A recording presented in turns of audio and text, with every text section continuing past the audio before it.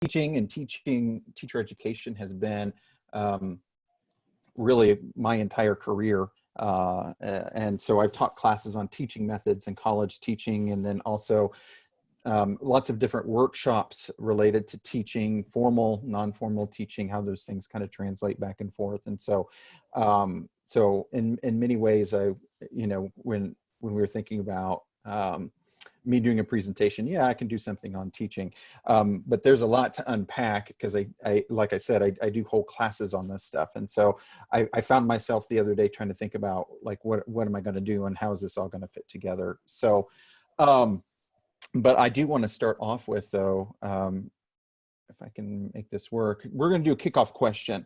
So in 6 words or less, I want you to think about in your mind, what is effective teaching? I'm going to give you 90 seconds, and I want you to type your response in the chat box.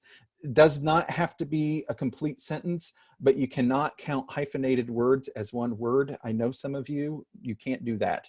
I do want you to think of 6 words. They could be fragmented words, it could be a sentence, but go ahead and start populating those into the chat box.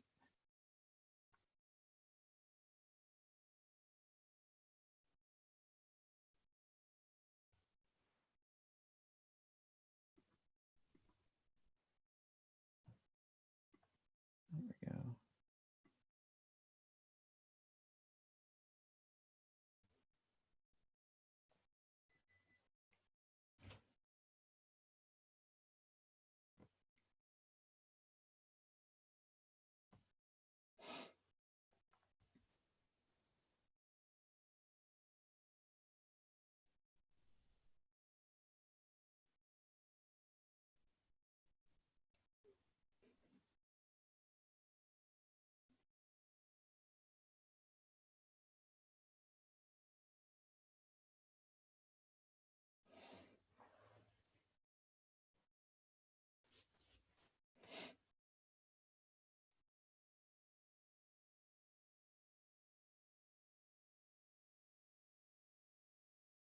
Take about 20 more seconds.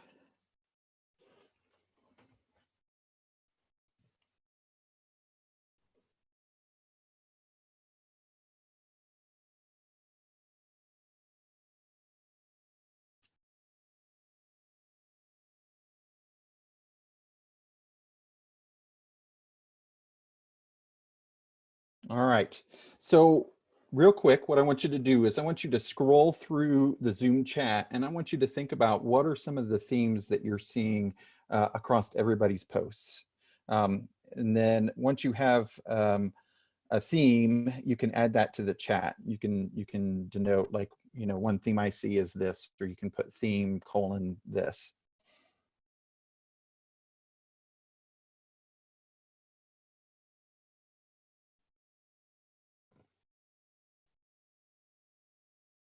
Yeah, so engagement is definitely one of those. Connection, relationships, that's definitely a part of it. So those are some really big themes.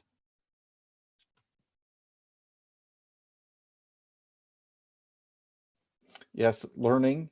Some of you talk about learning and knowledge. I saw that come through a couple times. Definitely connection.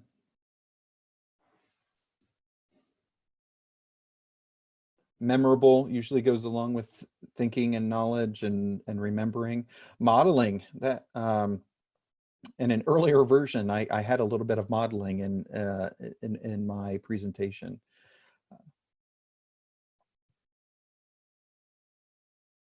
Making connection, absolutely, and engagement. So there seems to be some themes that we're seeing around what we think good teaching is, and so we're going to unpack that a little bit today as we talk about effective teaching and thinking about the big picture.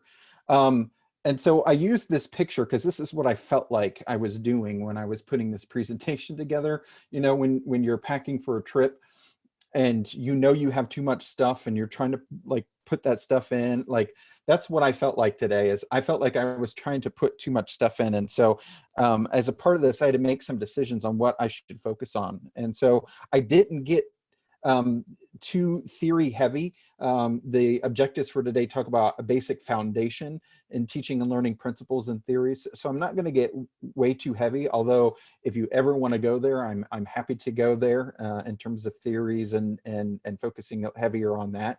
Definitely going to talk about some strategies and techniques as a part of today, maybe later on.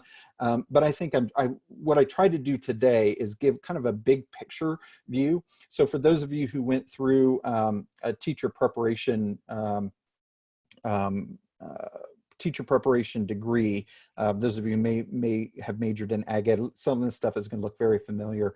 Try to package it in a way that makes sense for somebody who's in extension or non-formal education. And so I tried to take some of the clothes out of the laundry to make it fit today in a way that made the most sense. So my expectations is to engage and ask questions. And Beth's going to help me out, because if I miss a chat, she'll speak up for me, and because I've got two screens going on, and so she's going to help me out there. But we had over 90 people registered, so one of the things that would be helpful is if you do have a question, you want to ask it. If you want to ask it over audio, that would be great, but you may have to get my attention through the chat box to be able to do that. And again, Beth will help me out with kind of facilitating that. And I can say that not because Beth and I planned that, but because Beth and I have done workshops together, and this is kind of how we roll. So the big picture for today, really what I think this hour time that we're going to spend together is really thinking about the thread through the teaching. And in my classes, I talk about the threads of things. So in teaching, it's like, how do you thread your teaching together in a way that makes sense? When I teach research methods, it's about what are the threads that run through your research that make it solid science. And so we're going to talk about the thread through teaching that makes it effective, and the things that you can keep in your mind. And so in extension and non-formal education, the big picture thread that we usually use is a logic model. It's the thing that pulls our programming together. But a logic model doesn't always hit what I consider the micro level, which is what is the thing that pulls together your workshop, your presentation, your session, whatever the format is, wherever you're in front of somebody and teaching, what is that thread that pulls it together? And so I'm going to propose a thread today to help you think about maybe how you can put your teaching together. So one of the things to think about is your teaching philosophy, which was really that first question. And we know we ask about like your approach to extension and extension teaching as a part of the dossier in that process. But really what I want you to think about are two questions, and go back and look at your philosophy or your statement of teaching if you have that written down. Think about if you've answered these two questions. One is, what does effective teaching look like or sound like? Typically, that is what is answered in a teaching philosophy. What I don't always see answered is the flip, which is, how do students or learners learn best for my context or discipline? And so a good philosophy isn't that you've answered those two questions in this linear fashion. It's that you've weaved together a philosophy that addresses those two questions in some form or fashion. So I would propose that you think about looking over whatever that philosophy is, or whatever that statement of your extension teaching is, and think about what are the things that you believe about good teaching. So again, thinking about to our first activity, where did those 6 words come from? And so that's where reflection comes into play in your philosophy. We know from literature that we tend to teach how we were taught. And so your experience as a learner tends to shape how you end up teaching, what it is that you like, what it is that you prefer. Sometimes it's other teachers. You see really good things that the other teachers are doing, and you emulate that. So really think about, where does that come from for me? Where does that philosophy, where does that thing that I think is effective teaching come from? And then the second question I want you to think about in relation to that quick activity, and in terms of your philosophy or statement, is how does your philosophy drive your decisions? And how many times does it implicitly limit you? And so our philosophy really is the basis from which we make decisions. And so if it's and I'll talk about this here in a second, if it's well articulated, then we tend to make better, stronger decisions. If it's not well articulated, if it's not well thought out, then our teaching and our decisions as teachers tend to be a little bit more haphazard. So having the basis behind why do I make the decisions that I make, being really cognizant of that, thinking through what that process is for yourself, I think is really important. And then the other thing I want you to think about when it comes to your own teaching philosophy is how often do you change or refine your philosophy? Like I said, I've been in teaching and education my entire career from a very formal standpoint. And so my philosophy has changed, altered. I think I would say it changed early on, and then later in my career, it's been refined over time.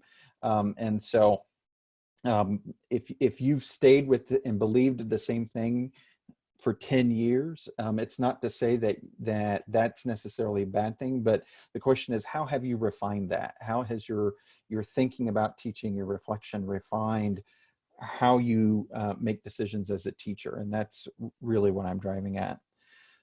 So to kind of wrap that part up, like your teaching philosophy, you have to understand where you're starting before you figure out how to get to the next destination. And so I think your philosophy gives you grounding on where you stand today. And I always think it's great to look back at your old philosophies to see where you've been, to see that journey that you've been on as a teacher. Again, your philosophy drives your teaching decisions, whether you know it or not. And so if it's well defined, then your destination is clear. If your philosophy is not well defined, your travel and your destination is the way that you get to your destination is always not so clear. So the more sophisticated your philosophy, the more effective your teaching decisions will be, and the more time you put into it. Tracy, yeah, can you compare and contrast formal and non-formal education? Yeah, thank you for that. So typically, at least how I've always framed it, as formal education involves grade and credit, credential bearing models. And so you think about, public schools, not just public schools, but high school, middle school, elementary school, what we do at college, things that show up on a transcript, things that have that kind of level of accountability to it, we usually define as formal. Things that are still, that we still expect in terms of having some kind of structure to it. We're following objectives. We're thinking about our teaching still in very important ways, but there's not necessarily that credit bearing aspect to the end of it. We usually put in the non-formal basket. I hope that answers your question, Joseph. Yes, thank you for that question. And again, as others come up, let me know.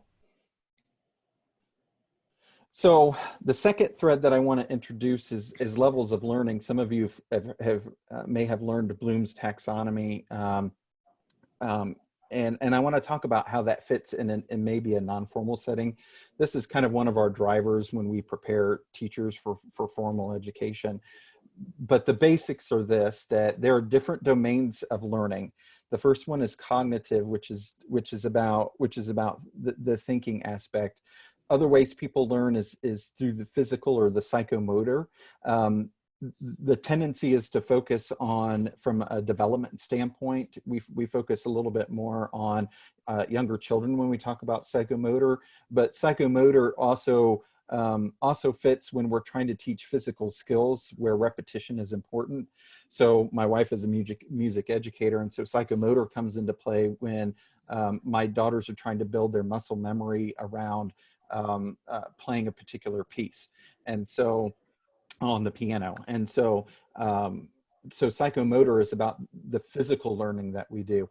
The other domain of learning that we have is the affective or the emotional aspect of learning. And so out of the three, it's the one that I think gets lost the quickest and is probably one of our most important, especially when I think about, for those of you who are 4-H extension educators, like the affective place that we really need to think about with our adolescents.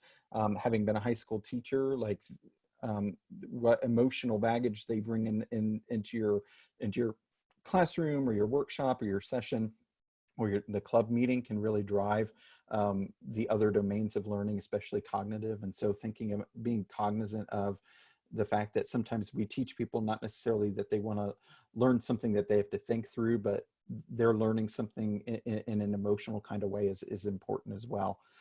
And so within each domain, we do focus on that there are levels of learning. And so the one that we focus on the most in regard to those levels is the cognitive domain, the one that's thinking.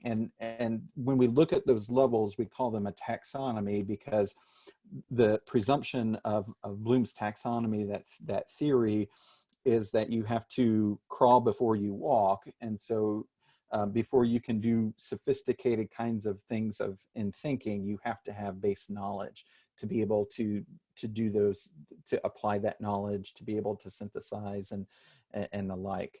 The other thing that gets lost on Bloom's taxonomy that I try to emphasize is that each level has depth. And so what is application to a first grader is not application to a 23-year-old. And so understanding that development plays an important role across this as well is really important. So this is the chart that I typically share. The verbs we use around our objectives when we teach. And so some of these things may look very familiar to you. For those of you who learned Bloom's taxonomy maybe prior to the 2000s, you probably remember it as knowledge and comprehension, and it ends with evaluation. In 2001, Anderson and Krathwohl made some adjustments to Bloom's taxonomy, but in essence, it's very similar. The two columns that you see to the left are what we call lower order thinking. It doesn't mean that they're not important, because again, thinking of that thing in your mind of you have to crawl before you walk, you have to have knowledge of something before you can start applying that knowledge, before you can start analyzing and evaluating and creating. But the point that why we separate lower order from higher order is our expectations as teachers. And so do we expect people to simply walk away with facts, or do we expect them to walk away being able to do something? And that decision is really the splitting point between lower order and higher order thinking. If you want them to be able to do something, it is definitely apply, analyze, evaluate, and create. And so again, I'm not going to go into detail, but you can see the kinds of verbs that we use that imply the kinds of actions we would expect from somebody who's in remember and understand, which is again about citing and naming and listing and explaining, versus when you get into apply and analyze, where you're expected to demonstrate and calculate and deduce and distinguish and get into higher levels of thinking. So we're gonna do an activity here. And I want you to use this chart when you have your discussion with your group. And here are the three questions. Where do most of your workshop sessions, etc., from your programming sit on the taxonomy? So when you're doing programming, where does it sit? The second question is, where do you wish most of your workshop sessions, etc., from your programming would sit on the taxonomy? So what is the desired state? And then I want you to compare and just kind of a conversation like, does your current desired state match? Why or why not? And so at this point, if I can,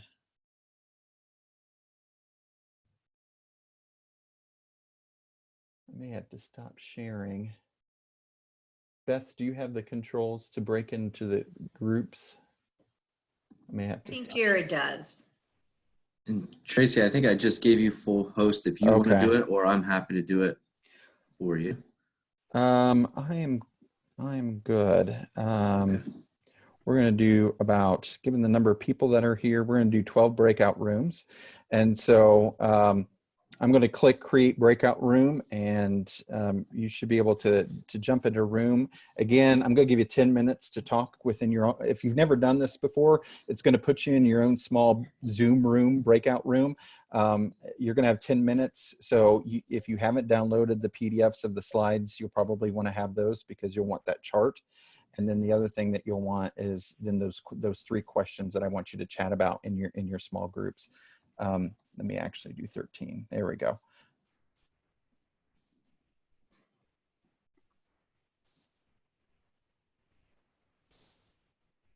So you should get an invitation to jump into a room.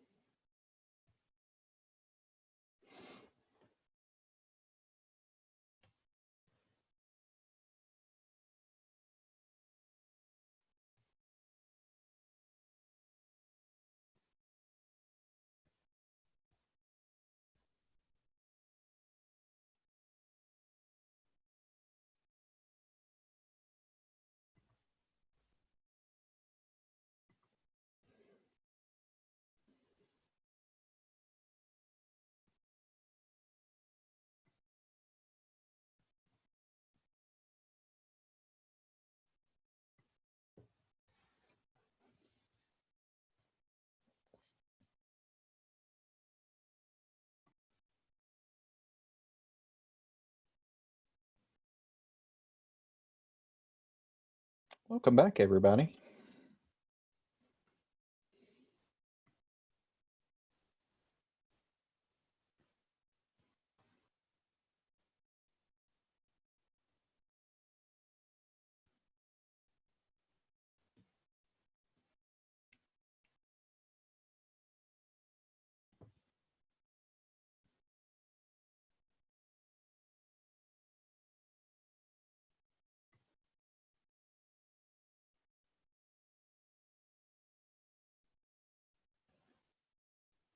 So as we get our last few folks, looks like there are a couple more rooms.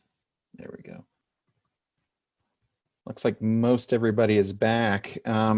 Is there are there 1 or 2 people who wouldn't mind volunteering kind of to share back maybe what the conversation was in your room? And again, I've got pages of pictures. So like, I may not see you waving your hand. If you want to volunteer, go ahead and type in the chat box, and then we can turn the audio over to you. Somebody want to give us a recap of your conversation in the room?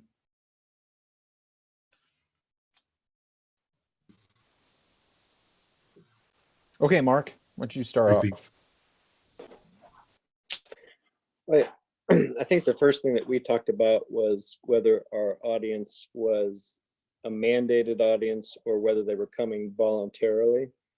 So unlike a university setting where the students are, they're wanting a certain education, so they're coming for those classes. Now maybe they don't, maybe yours is an elective that they didn't want to take or not part of their major, but in some of our SNAP education, or if it's quality assurance where it's mandated, or pesticide, some of those court mandated classes that FCS would teach, the learner's coming with a different approach, and so it might be harder to get them into some of those higher level categories, to where as if it's a youth who's signing up for a specific 4-H project, they're probably wanting to know more about that project, or if they're coming to our offices or our program because they want to know more about that topic, then they've come into the learning wanting to put themselves in those higher categories, which makes it easier to teach in that level and push the audience. When you're dealing with the mandated audiences, they want to hang in the just tell me what I need to know, or just give me the answer so I can put it down my sheet and sign my name and get out of here. So I think it depends on your audience sometimes. Very much so. I think that's important, and I think I would guess that you probably see quite a bit of differences across the program areas in terms of your abilities or your opportunities to engage at different levels. And so I would see that it could be very context specific in terms of whether or not I felt like in a certain program I could get people, I could get the learners to a certain level versus another specific level. And so that's very much an important part of the equation. And I have one more person kind of share out the conversation in your breakout rooms.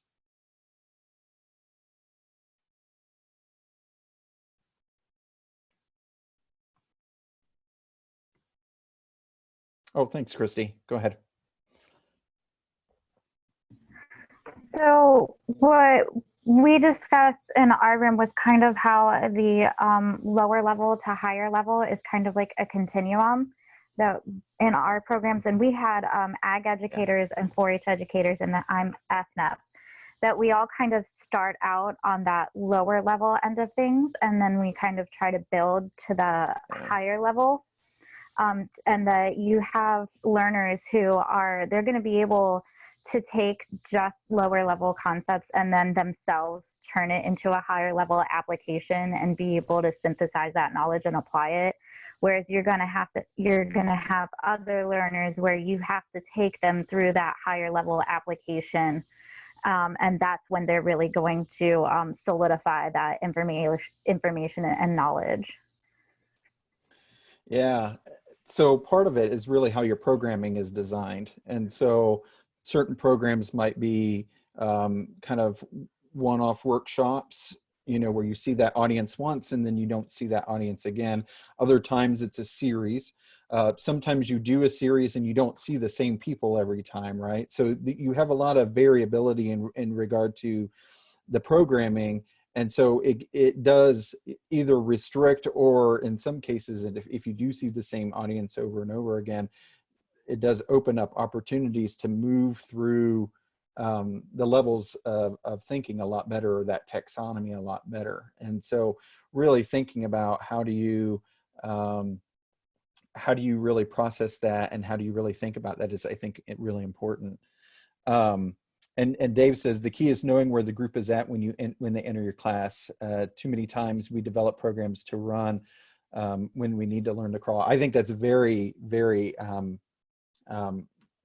that's a great point. I always tell my students, when you ask students to jump the chasm, some of them are gonna make it, and some of them are not. And so when you're asking them to make these big cognitive jumps and leaps with you, and you know, sometimes it's problematic. And so that's why I always like and appreciate, like, yes, you want your students to stretch and your learners to stretch, but the other side is, if you're asking them to jump across the chasm, like some of them are just going to fall, and then it's done. And so I think that's really problematic. So yes, I think that's spot on, Dave. And some of you were asking about the slides. I think Jared had just sent out the slides. If you weren't for some reason, they weren't showing up in the chat box for you, now that you should have access to those. So let me jump back.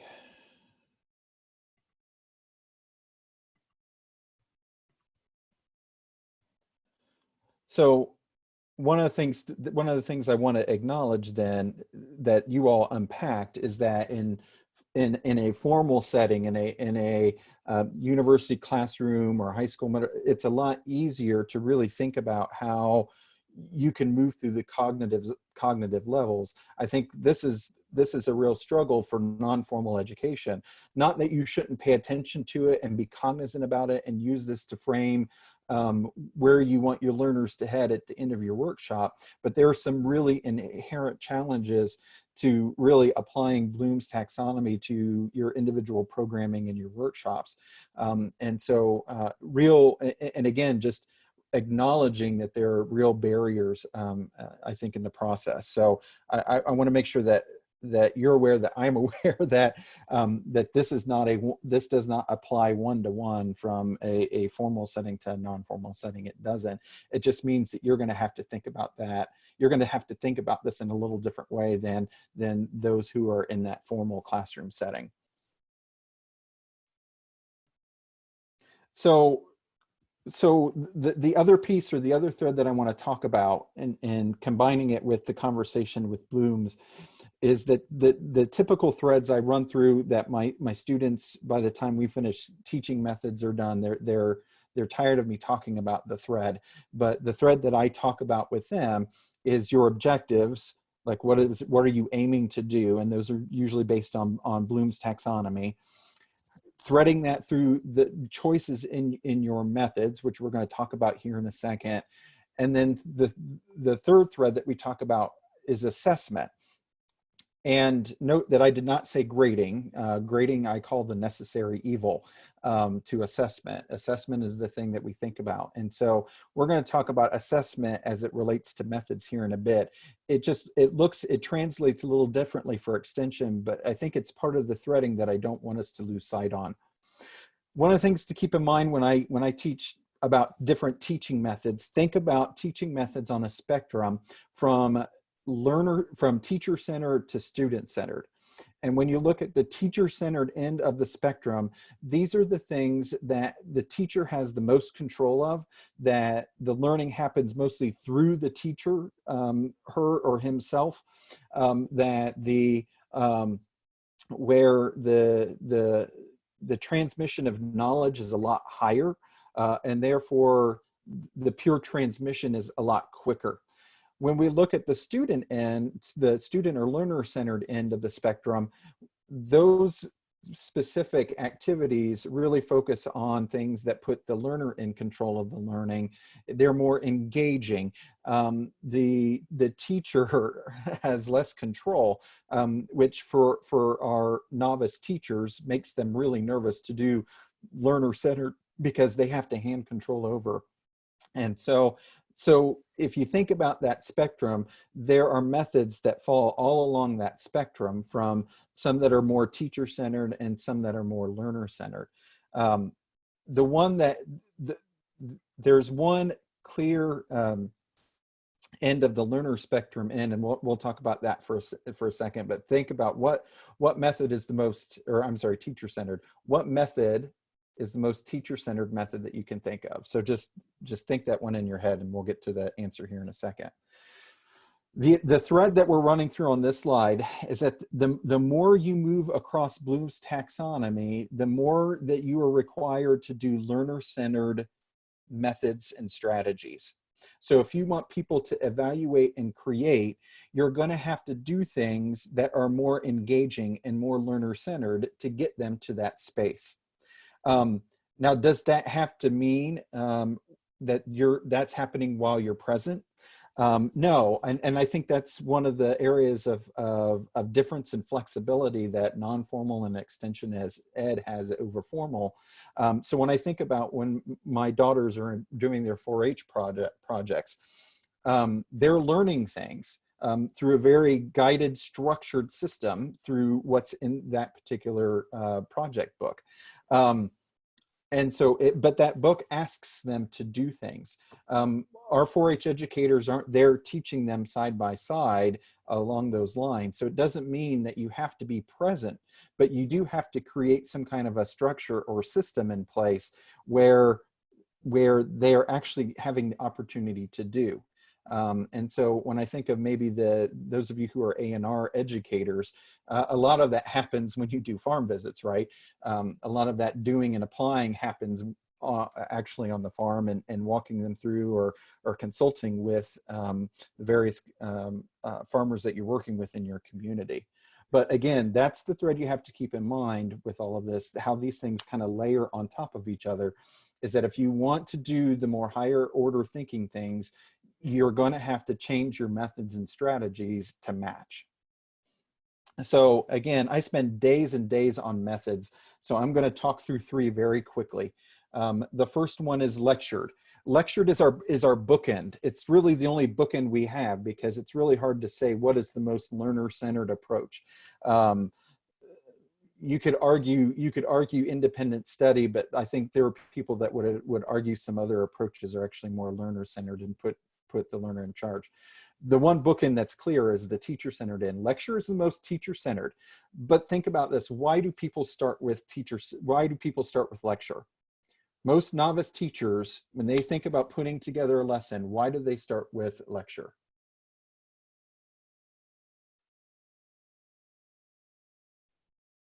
If you want to pop that in or speak up, go ahead.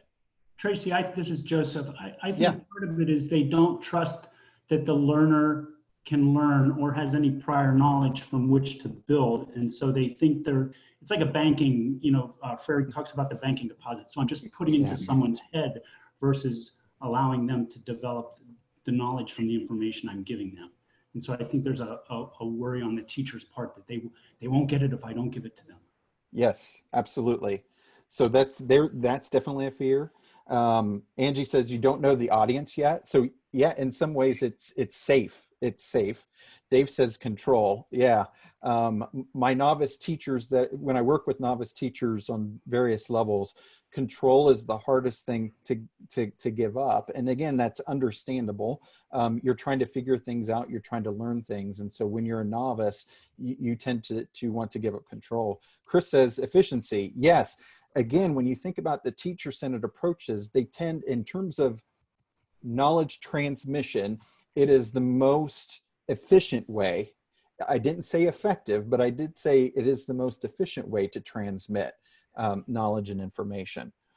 Lecture can help anchor the content for objectives. Yeah. A lecture is not one of those. There are some people that'll say never lecture, never lecture. I'm not one of those people.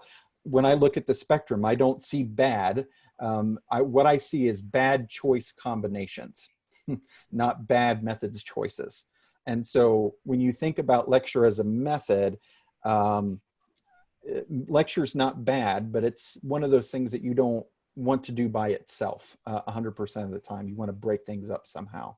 Lynn said lecture is what we might be familiar with. Absolutely. This is how somebody taught me, and so I'm teaching it the same way. That's definitely kind of the folklore way of teaching is we see what has been passed down, and that's absolutely what happens. So again, lecture is not necessarily bad, but it's one of those things that you really need to make sure that you're cognizant you're not doing alone. And so just a couple points that I usually share about lectures. I mean, usually you want to start with kind of those objectives, where are you headed? Lectures, because it tends to be at the lower end of Bloom's taxonomy, involves vocabulary or language that you're trying to work somebody through. So making that clear is really important in a lecture. Bringing lecture to life, offer examples. I think that's where the strength of extension comes from. You all are in touch with your communities in ways that you can bring the content to life, and that I think is really fantastic. Analogies, when you're able to compare and contrast, that's always helpful.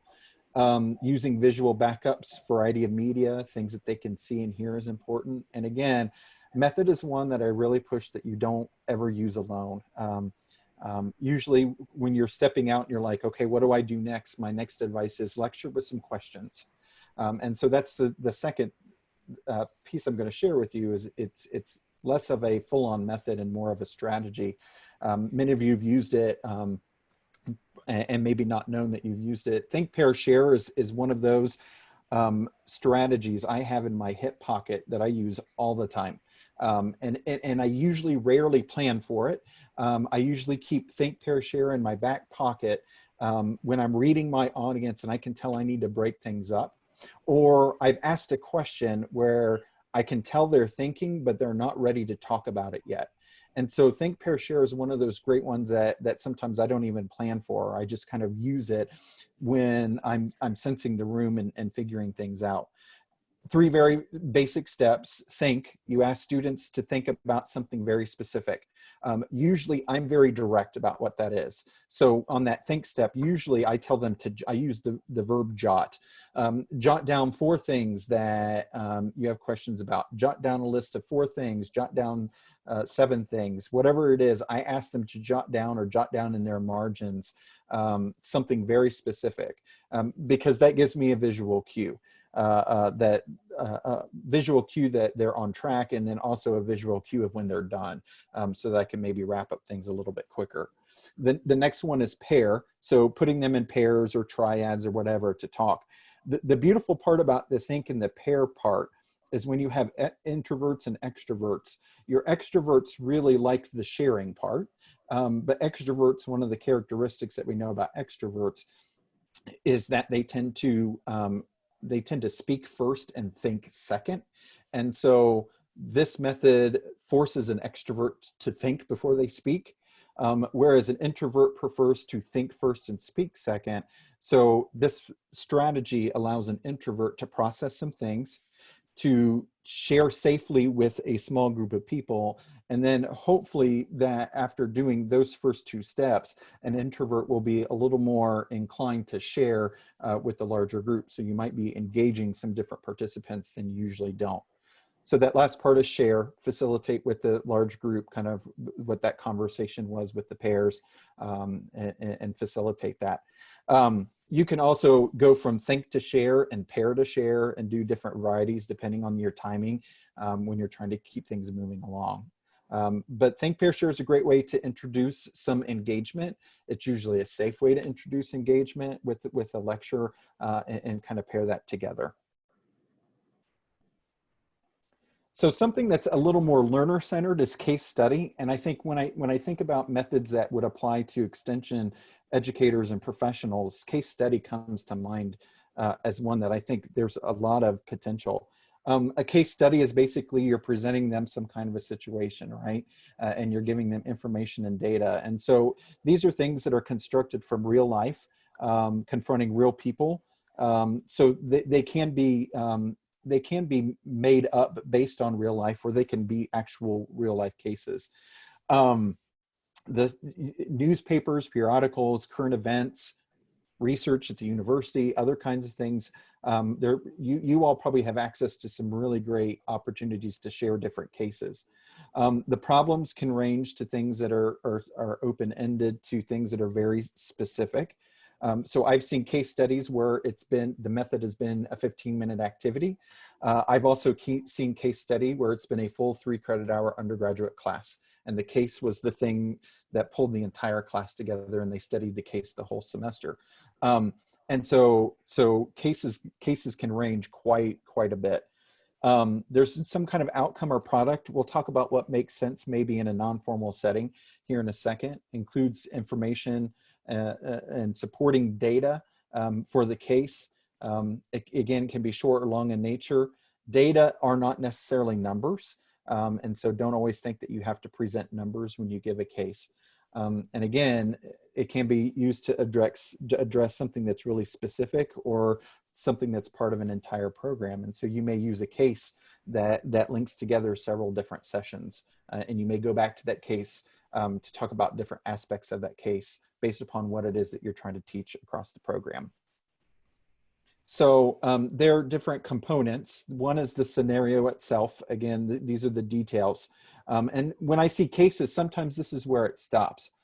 If a case study stops here where you just presented the information, I call that show and tell. That's not case study as a full-on method. For it to be a full-on method, you need to have the engagement. And so part of it is asking them to take a particular lens. So here's this situation, here's this case. I want you to look at this as if you're this kind of a person, if you're in this situation, okay? So you're giving them a specific lens. And then the third part of it is the product.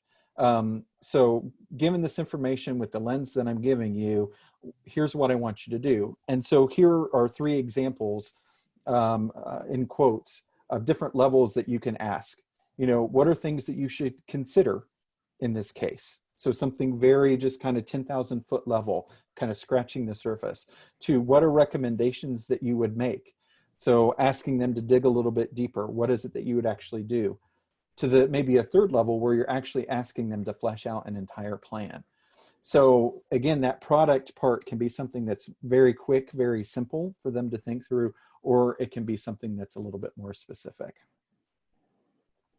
So the final threading through that I want to chat about, and we don't have time to finish this out, but how can you be sure your participants learn what you intended them to learn? And I think that's one of the challenging parts about non-formal education, because usually we have assignments and tests in the formal environment. And so we use summative or end of unit kinds of assessments, and we use formative assessments, things that run through. Some of you have summative assessments built in. So when I think about those of you who are 4-H educators, when students go to judging at the fair, that's a summative evaluation of what they were supposed to learn from that particular project. And so some of those are actually built in. Summative might be a behavior change, that they're doing something different that they didn't do prior to your programming. The one thing that I do want to challenge you to think about is formative assessment.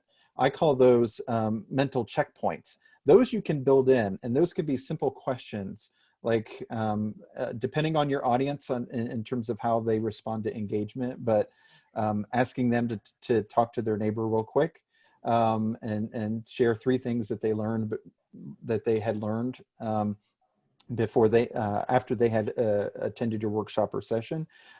It could be questions that you ask at the end of your workshop or in the middle of the workshop, and you're going to another section of your workshop just to see where they're at and what they learned.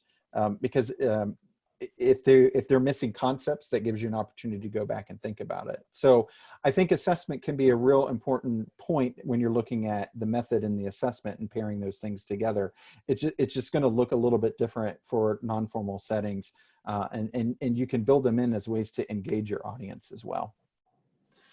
So what I tried to do today was to pull the thread through philosophy and theory. One of the things I did cut was relating your philosophy to a specific learning theory.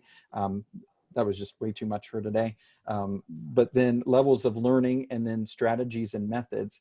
And that's the thread that you want to start pulling through, is what I think is good teaching should drive how I'm looking at the levels of learning, and those levels of learning that I'm striving for should match the strategies and methods that I'm using in my teaching.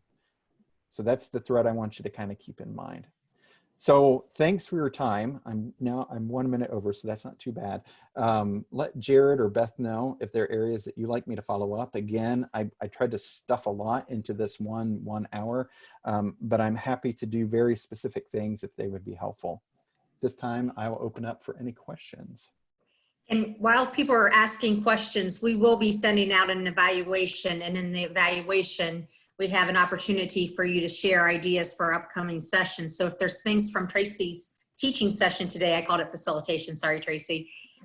Please enter that, and we will consider having those next year. So we really need your good ideas. Yeah. Yeah, and thank you very much, Dr. Kitchell. We appreciate you being here and engaging us this morning. And to all of you who are on too, we still have 50 people on, a few minutes over the scheduled time, so that's great. It was a good engaged group, so we appreciate that. This is a great way to kind of close out this series, the first series we've done with ACEL. So we appreciate the department as well for putting this together with us, and for all of our participants. I did want to mention too, I saw some people mentioning that they did not see the files come through when Tracy was sharing them earlier. We think a couple of us were chatting, we may be due to a setting that was in the update for Zoom. So if you have a time, log into your web portal for Zoom and look through your settings. There is an in-meeting file sharing option, and we believe that needs to be turned on in your personal account. For instance, it's turned on in mine, so the meeting has the function, but if it's not on in your personal account, we think that might be overriding the meeting settings. So check that out at some point. just know then that you're, if you have that function turned on or off for files. So, but that was one of the, I think, security measures that's come about, is that's been turned off automatically for people so that corrupt or inappropriate files are not shared inadvertently. And Jared sent everybody, because I got an email during the session, so Jared sent everybody the slides also. I did, yes, and I'll reattach those to the final email we send with the evaluation. It also have links to our webpage, which is go.osu.edu/ACEL2extension, and that does have all of the recordings of our previous 8 sessions, as well as this one will be up there, hopefully this afternoon, but definitely by tomorrow, as soon as the processed video comes through. Yeah. And again, like if there are specific things you'd like me to address, like I'd be happy to come back and pull something together that meets your all needs. So this was definitely a 10,000 foot level, 10,000 foot level view of teaching today. So we can dive into anything or things that we didn't talk about today. I'd be happy to do that. And Tracy, Heather said, I would love a 3-part session on all those things along the string. Thank you, Dr. Mitchell. Yeah, happy to do so. So Jared, you and I will have a discussion about what else we can bring you back for next year. Yes. I was writing things down during the session. Well, since there are no more questions, I'm going to stop the recording.